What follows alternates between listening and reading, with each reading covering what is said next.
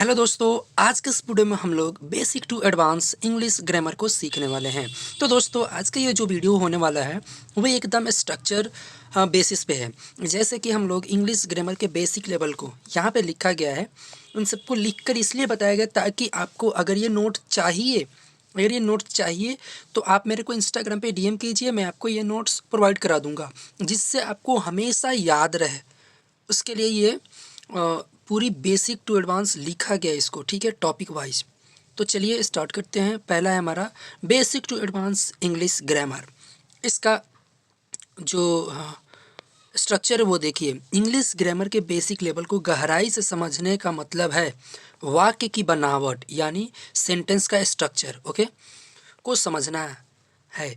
अगर आपकी नींव मजबूत है तो आगे चलकर टेंसेस और एडवांस ग्रामर बहुत आसान हो जाते हैं। आपने समझा? आगे चलकर अगर आपका ये जो इंग्लिश ग्रामर बेसिक का लेवल जो है वो अगर स्ट्रॉन्ग रहेगा तो टेंसेस एंड एडवांस ग्रामर आपका मजबूत होगा आगे चलकर और भी इजी हो जाएगा। तो चलिए, इनके कितने मुख्य भाग हैं जो कि हमने तोड़कर बनाया गया है जिससे आपको एकदम से समझ सकें। तो इसमें हमने 4 भागों में तोड़कर समझाए हैं इसको। आइए इसे 4 मुख्य भागों में तोड़कर समझते हैं। तो 4 भागों में इसको तोड़ा गया है। पहला जो है, यहाँ पे पहला जो है सेंटेंस स्ट्रक्चर, इसका मतलब होता है वाक्य की रचना, ओके। तो इसमें हो गया आपका वाक्य की रचना। हिंदी में हम पहले काम का मतलब होता है ऑब्जेक्ट बोलते हैं। हिंदी में हम पहले काम बोलते हैं और फिर क्रिया जिसे वर्ब बोलते हैं। लेकिन इंग्लिश में क्रिया हमेशा काम से पहले आती है। इस बात को हमेशा याद कर लीजिएगा। हिंदी में हम पहले काम को फर्स्ट ऑफ ऑल करते हैं एंड उसके बाद क्रिया आता है। पहले काम एंड उसके बाद क्रिया। लेकिन इंग्लिश में इसके अपोजिट काम होता है, पहले क्रिया आता है उसके बाद काम आता है। तो इसका जो स्ट्रक्चर है वो देखिए, ये है subject plus verb plus object. समझे कुछ? पहले आया वर्ब एंड उसके बाद आया ऑब्जेक्ट। पहले क्रिया आया एंड उसके बाद काम आया। यहाँ पे आपको वर्ब एंड ऑब्जेक्ट दिख रहा है और सब्जेक्ट जो सेंटेंस के पहले लगता है। तो सब्जेक्ट, वर्ब एंड ऑब्जेक्ट, ये इसका स्ट्रक्चर है, ओके। एंड सब्जेक्ट का मतलब होता है जो काम कर रहा है, जैसे I, you, he, she, it, Ram, etc जो भी है, जो फर्स्ट है वो सब्जेक्ट है। वर्ब जो है वो है, ये वर्ब का मतलब होता है क्रिया, मतलब हो रहा है, जो काम हो रहा है। जैसे ईट, प्ले, स्लीप, इज, एम, मतलब ईट मतलब खाना। एक और इसमें ऐड ऑन करते हैं, जैसे कि अगर हम कोई भी काम करते हैं एंड उसके अंत में ना आए ना, जैसे खाना, पीना, सोना, रोना, धोना, जगना, उठना, पढ़ना, लिखना, ये सब हो जाएगा आपका वर्ब, यानी यह क्रिया हो रहा है, ओके। एंड ऑब्जेक्ट में आपका आ जाएगा जिस पर काम हो रहा है, जैसे फूड, क्रिकेट, बुक, इटीसी बहुत सारा हो सकता है, बट मैंने 3 का ही एग्जाम्पल लिया है जिससे आपको मतलब ज़्यादा स्ट्रेस ना हो। तो ये इसका समझ लिए हैं सेंटेंस यानी वाक्य की रचना। एंड इसके बाद हम लोग इसका उदाहरण देखते हैं। उदाहरण में इसका उदाहरण को हम लोग एग्जाम्पल बोलते हैं, ठीक है। ये भी समझते रहिएगा, छोटे छोटे कॉन्सेप्ट को याद रखना बेहद ज़रूरी है। उदाहरण मीन्स होता है एग्जाम्पल, ठीक है। तो राम किताब पढ़ता है, राम किताब पढ़ता है, राम हो जाएगा आपका सब्जेक्ट। मैंने बहुत ही इसको तोड़ तोड़ कर लिखा है ताकि इन फ्यूचर आपको प्रॉब्लम्स ना हो। तो हिंदी में हम लोग पहले लिखे हैं राम किताब पढ़ता है, ओके। इंग्लिश में इसे बोलेंगे पहले सब्जेक्ट एंड उसके बाद ऑब्जेक्ट एंड उसके बाद वर्ब। क्या समझे आप? समझे? पहले हम लोग हिंदी में पहले हो जाएगा सब्जेक्ट राम, किताब हो जाएगा ऑब्जेक्ट और पढ़ता है वो हो जाएगा वर्ब।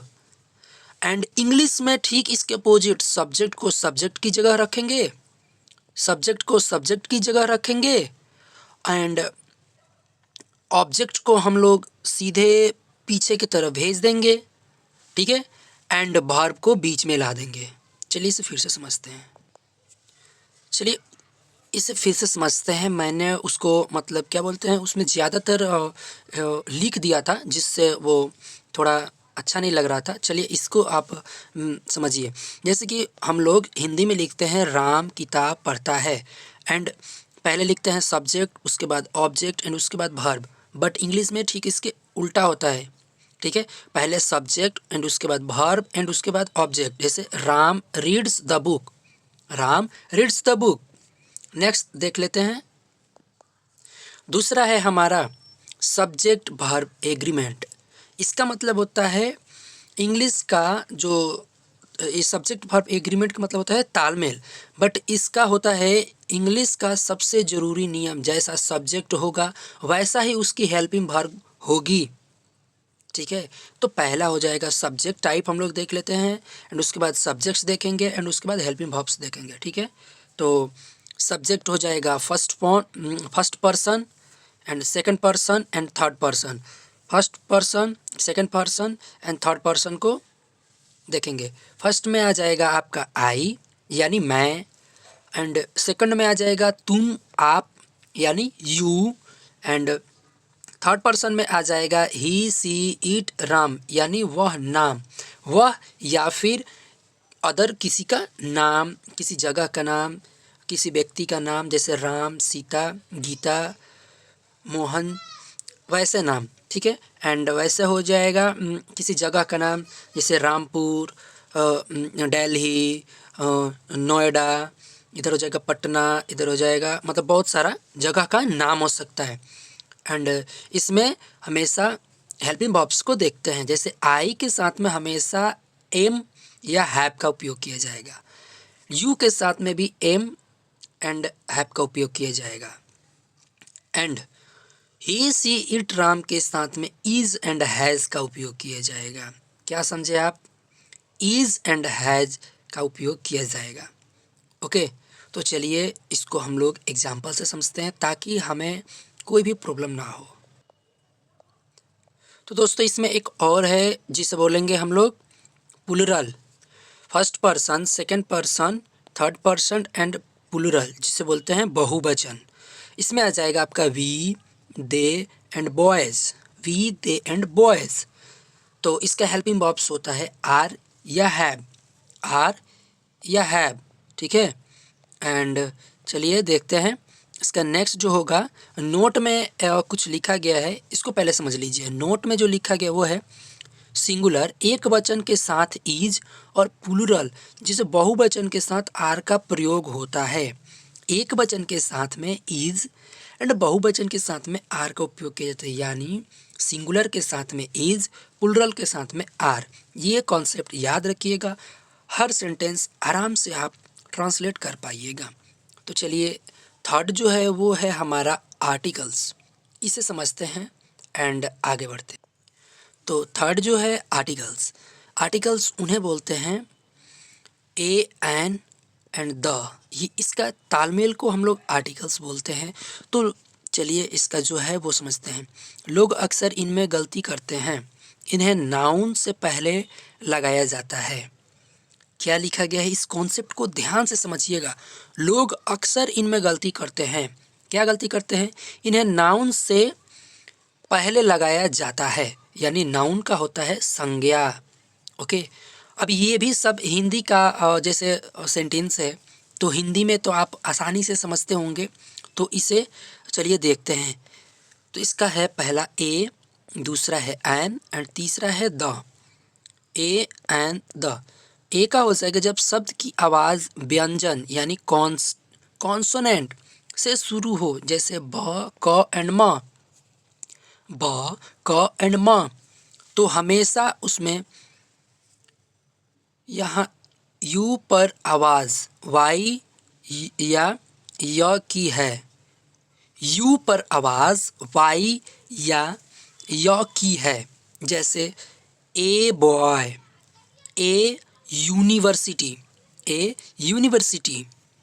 ओके, एन जब शब्द की आवाज़ स्वर वॉवेल से शुरू हो, अ आ ई ए, तो A an apple, an hour, यहाँ एच शांत है। वीडियो के एक बार और ध्यान से देखिएगा और आपको समझ में आने लगेगी। तो द का प्रयोग करते हैं। द, जब हम किसी खास या प्रसिद्ध चीज़ की बात करते हैं, जैसे चंद्रमा हो गए, सूर्य हो गए, ताजमहल हो गए, जैसे पटना का गोल घर हो गया, इन सब चीज़ों की जगह पे हम लोग द का यूज करेंगे। जैसे प्रसिद्ध चीज़ है एंड ख़ास चीज़ भी है, तो द सन, सन एक ही है, वो हमारे लिए बहुत ही खास है, अनमोल है, इसलिए हम लोग द का उपयोग करते हैं। उसके अलावा और कोई सन है ही नहीं। The Taj Mahal, Taj Mahal only on, पूरे विश्व में सिर्फ एक ही है, इसलिए हम लोग द ताज महल लिखते हैं।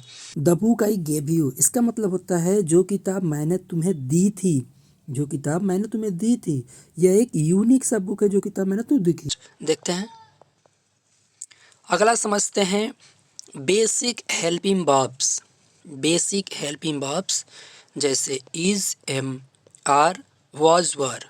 Okay, is, am, are, was, were, इनका उपयोग तब होता है जब वाक्य में कोई एक्शन यानी भागना, खाना न हो रहा हो, बल्कि किसी की स्थिति यानी स्टेट बताई जा रही हो। ओके, जैसे प्रेजेंट में is, am, are, I am a teacher, मैं एक शिक्षक हूँ। यहाँ पे भागना और ना खाना की बात नहीं हो रहा है। ओके, यहाँ पे एक्शन की बात नहीं हो रही है, ओनली ऑन मैं एक शिक्षक हूँ। नेक्स्ट, दे आर हैप्पी, वे खुश हैं। यहाँ पे न भागना, एक्शन की बात ही नहीं हो रही है। ओके, एक सिंपल सा फंडा है, एक्शन की बात जहाँ पे ना हो वहाँ पे हम लोग बेसिक हेल्पिंग वर्ब्स का यूज़ देखेंगे।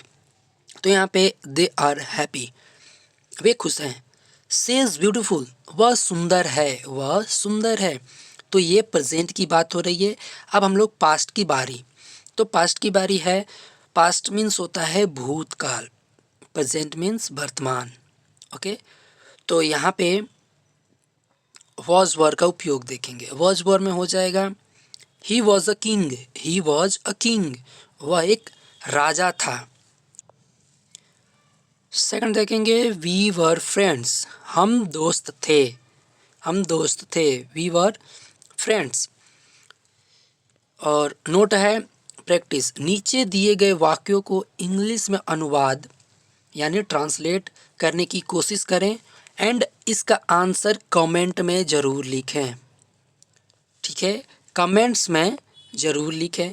एंड उसके बाद अगर आपको ये पीडीएफ चाहिए, पीडीएफ फाइल अगर आपको चाहिए तो इंस्टाग्राम पे आप डीएम कीजिए DSM इंग्लिश पे जाके। तो चलिए आगे देखते हैं। तो आगे हमारा ये वाला जो सेंटेंस है, इसे आपको इजी वे में ट्रांसलेट करना है। 4 सेंटेंस दिए गए हैं एंड उसके बाद कमेंट में इसका आंसर पिन कीजिए एंड डीएम कीजिए इंस्टाग्राम पे। तो दोस्तों मिलते हैं नेक्स्ट ग्रामर सेंटेंस में एंड इसमें आपको इससे भी बेहतर तरीके से बना कर लाएंगे। तो अगर वीडियो पे पहली बार आए तो प्लीज़ चैनल को सब्सक्राइब कर लीजिए, वीडियोस को लाइक कर दीजिए एंड फॉलो ज़रूर कर लीजिएगा अदर प्लेटफॉर्म्स पे। थैंक्स फॉर वॉचिंग, मिलते हैं नेक्स्ट वीडियो में। बाय बाय, जय हिंद।